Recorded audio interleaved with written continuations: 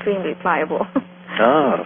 You get a lot of synchronistic events, and people and things happen just miraculously, you know? Yes, yes. I mean, many people, myself included, have had days, weeks, and months of total synchronicity, and I have come to believe that that probably is our natural condition. It is, yeah. Yeah, yeah, and that we're so far out of whack or out of balance that we're unable to navigate that high level of awareness or consciousness. Right, right, yeah. So we can't really, here's the thing, the dark side is working overtime to keep us enslaved, and there seem to be elements of the dark that if they can't control us, if they realize that they can't really win this battle, they seem to be determined to destroy everything. How do should we just ignore that as individual sparks and work on keeping our own vibration as high as possible? Or it actually goes together, you see, because if you keep your own vibration high, you're not agreeing with what they want to do. Mm-hmm. And one of the rules of this existence is that a person cannot do something to somebody else without their agreement. Yeah. They're pretty tricky, though. Oh, yeah, it is. It's very tricky. The agreement can come in all sorts of ways, right? Yes. And I have a little example because, for example, this is something from my own personal life. When somebody's going to leave the body, I see that their energy light, kind of energy color changes. And normally when I see that, they're gone within a year. And there's been a couple of people who have changed it, and then I find out they had some sort of illness, and then they were able to overcome it, and it changes back, right? It changes back, and then they get better. So I learned early on in life that there is an agreement, right? When we go, it's actually we agree at that split second. It's a split second when we agree to it. Right. Or it could be like further in the future or in the past, right? Right. And a few weeks ago, I got up, I went to the bathroom, put the lights on, I looked in the mirror, and I saw that light. I saw the color. And I thought, how about that? And then I thought, hold on a minute, there's something odd about this color. And I traced it, I searched into it, I zoomed into the energy of it, and it had been superimposed on top of me. It wasn't mine. Oh. So I thought, okay, so what was the intention behind it? The intention was I would look into the mirror, see that color, and think to myself, oh, I'm going to die within a year. And that would have been the agreement they needed. Oh. That would have been the agreement. As soon as I had believed it, it would have been the agreement. Wow. So they could have carried it out. But wow. And even for a moment I thought, maybe I should take that agreement. You know, it'd be kind of nice to just vanish again. And I thought, I haven't finished my job, I can't. Because I'm so programmed just to continue and just do the work. Right. I'm actually not interested in myself or as a singularity. I'm completely irrelevant. That's another thing. So, you know, I'll go over and source the size or, you know, it's like when I know I've completed the mission, then I'll go, otherwise forget it. Right. And the color vanished immediately. Well, it seems like that's an important part of the spiritual evolution that we are going through as an awakening species, which is part of everything. As you said, the grass, the rocks, everything is the realization that there is no death and that we're eternal and infinite. Oh, absolutely, yes. So that takes a lot of the sting out of, a lot of the fear out of the fear-based realities which are overlaid on top of the realities which are not fear-based. Right, right. And often the fear is body-based. Bodies are afraid of dying, of course. Even my body's afraid of dying. Mm-hmm. Yeah. And it's the bodies which need food and shelter, so take away their jobs and the body will become very afraid. Oh, yes. Oh, yeah. Now, I've heard rumors that during the ascension process, or as a result of the ascension process, the lower dimensions of the third and the fourth will be absorbed into fifth and higher. Is that something that you're familiar with, or how do you feel about that? No, I'm not familiar with that at all, actually, because the way that I see all the dimensions really are, the layers are artificially placed there by us so we can express in a language, a human conceptual way that we can understand. But when I look at the dimensions, it's all one, really. But right. we experience a little bit at a time, like bite-sized pieces of it, you know. So what happens at the end of this game? Let's just say we're playing a Monopoly game and the game just ended. And in terms of our timeline, you're saying that that's somewhere between 2012 and 2017? Well, I'm booked until 2017. I have no idea what's going to happen after that. You're booked, okay. So, in other words, you signed on for that period of time, and others may have made other choices in terms of leaving prior to that date. Absolutely, yes. Yes, yes. okay. You know, and everybody's choice is their own, and everybody can change their mind too. Even if it comes to the last second, you can change your mind and say, I don't think I'll go now. Or, I think I will go now. You know, it's really up to each person's choice. Now, with regards to this particular reality, this timeline, it's going to be 2 or 3 generations before we really, really see the difference, because people will live out their natural lives who are living a very dark experience of life that was okay for them to do here before, but as they die naturally, they won't be able to reincarnate here to have another type of experience like that, so they'll have to go somewhere else. So, and also each generation of people who are born here are very, you know, like you were saying, all the indigos and the crystal children and all those, there are more and more of those coming in because the vibration of the planet is higher, so they are able to survive and be housed here. As the being, you see. And now the new babies are being born. They're just amazing. You know, something else. Right. Well, now one thing that I was thinking about was that the true dark feed off of our energy. Yeah. That they don't have a source of power of their own. Right. Because they're not connected to the higher source. Right.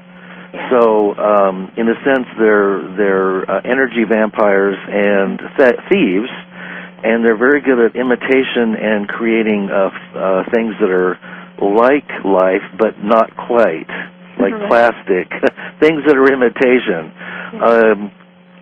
Do you see a breaking up of that energy in the near future? Yeah, they have choices. They have a choice of clemency, where they just turn into light.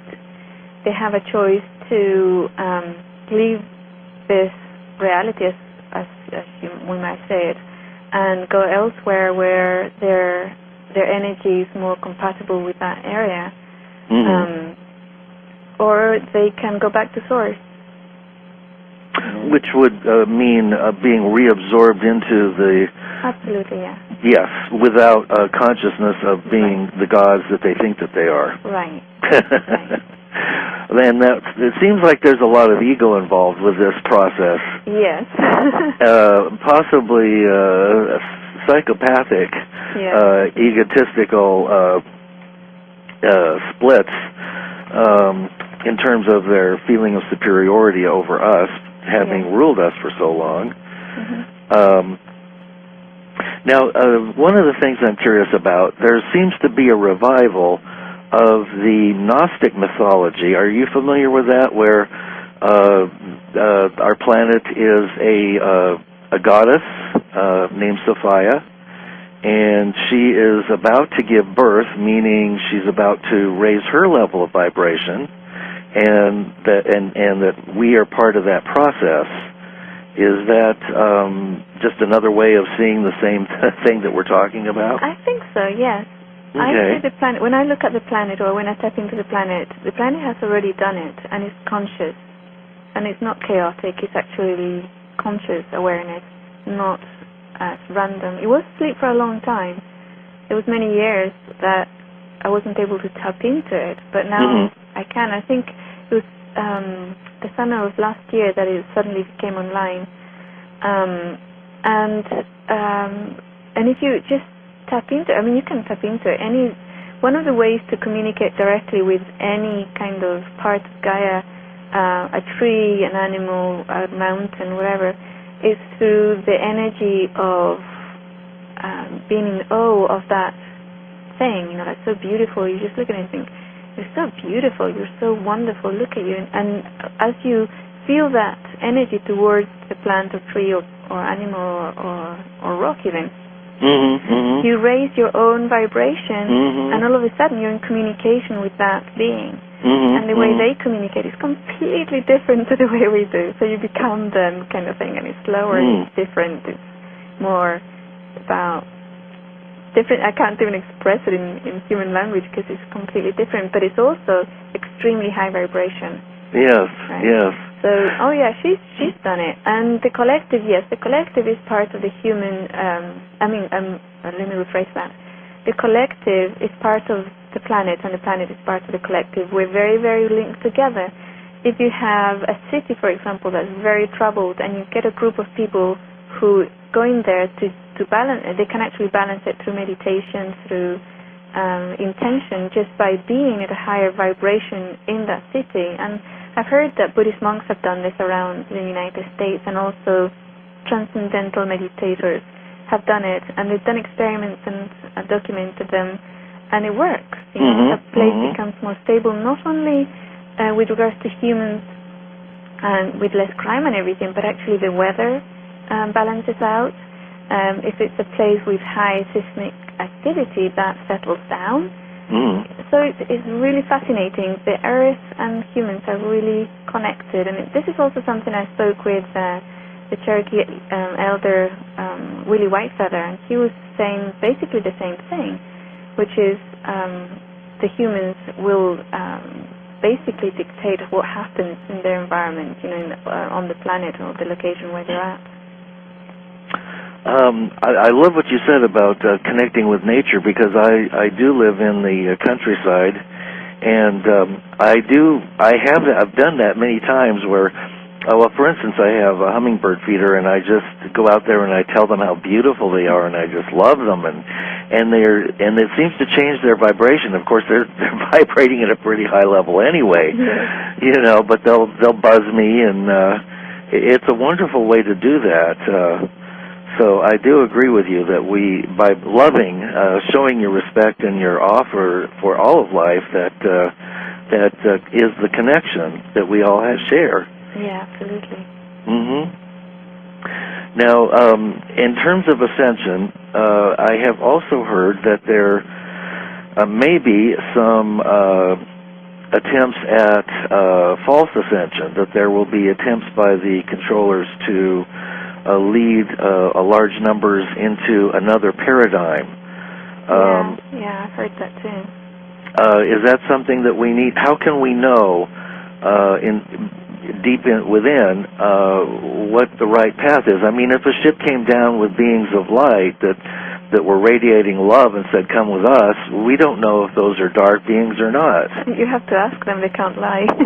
Oh, okay, all right. Yeah, that's one of the things. They're not allowed to lie. I mean, they might try to avoid the question or avoid the answer, but they have to answer. Plus, if they give you an ultimatum, you can pretty sure they're not light beings. The other thing is, once you deal with your own fear, right? Once a person deals with their own fear, they cannot be controlled. They cannot be taken into their whatever, you know, their reality or whatever. It's a fear, but of course they have technology which will activate your fear glands or whatever it is in the physical body. And it's very important to become aware of that. If you feel fear all of a sudden, that's like completely out of whack, and it's not something that, you know, it just came out of nowhere. Just look at it, and just by looking at it, even at a physical level, it goes away. It just becomes like a really hot part of your body, you know, it starts burning, but it doesn't affect it in a kind of fearful way anymore. Now, do you get your directives from your team or entourage, or it actually goes together, you see, because if you keep your own vibration high, you're not agreeing with what they want to do. Mm-hmm. And one of the rules of this existence is that a person cannot do something to somebody else without their agreement. Yeah. They're pretty tricky, though. Oh, yeah, it is. It's very tricky. The agreement can come in all sorts of ways, right? Yes. And I have a little example because, for example, this is something from my own personal life. When somebody's going to leave the body, extremely pliable. You get a lot of synchronistic events, and people and things happen just miraculously, you know?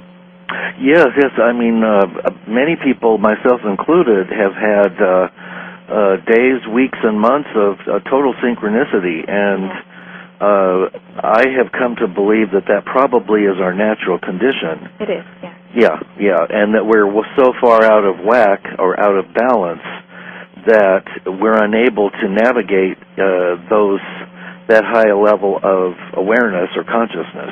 Right. Right. And a few weeks ago, I got up, I went to the bathroom, put the light on, I looked in the mirror, and I saw that light. I saw the color. And I thought, how about that? And then I thought, hold on a minute, there's something odd about this color. And I traced it, I searched into it, I zoomed into the energy of it, and it had been superimposed on top of me. It wasn't mine.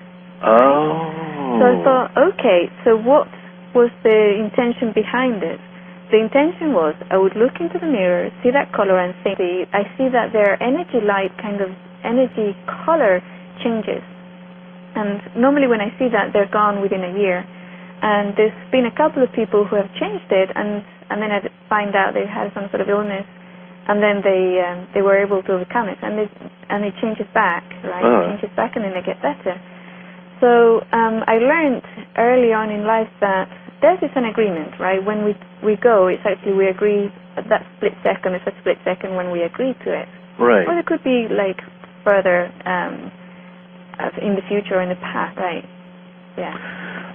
So we can't really. Here's the thing. The dark side is working overtime to keep us enslaved, and there seem to be elements of the dark that if they can't control us, if they realize that they can't really win this battle, they seem to be determined to destroy everything. Should we just ignore that as individual sparks and work on keeping our own vibration as high as possible?